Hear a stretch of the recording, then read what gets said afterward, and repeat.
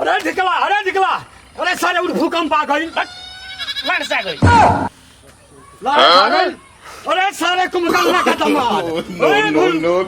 अरे उधर भूकंप आ गई सारे घर में गिर जाई लड़ से गिर जाई हमार नहीं हो वाले से गिर जाई हमार नहीं हो अरे सारे तने दबा के मर जाई घर में भूकंप आ गई बा अरे बाप ओह नो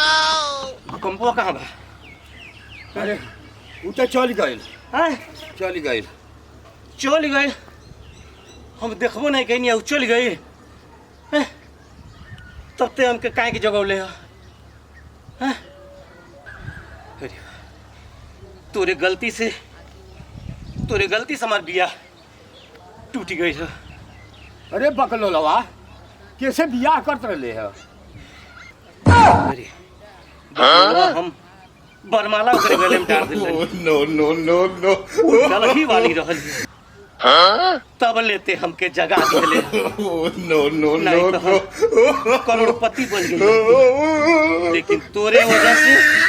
न करोड़पति बननी और न तो हम पति बन पाऊं कौने देश का राजकुमारी रही है तनी हमहू जान जाई अरे बाप ओकरे पति से ओकर तलाक हो गइल ह हमार बियाह से होत रहल ह तब लेते आके हमके जगा दिले ह अरे कौने से बियाह होत रहल है अरे का बताई बकलोलवा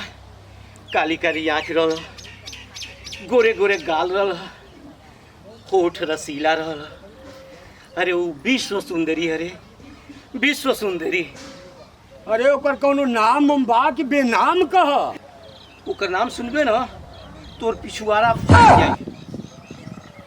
ओकर नाम है ऐश्वर्या राय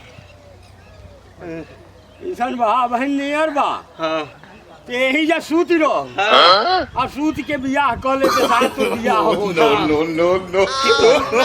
हम सुते जाता नहीं देख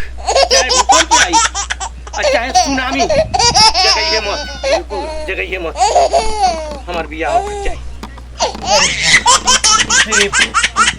भगवान बियाह हो जाए अरे बियाह हो जाए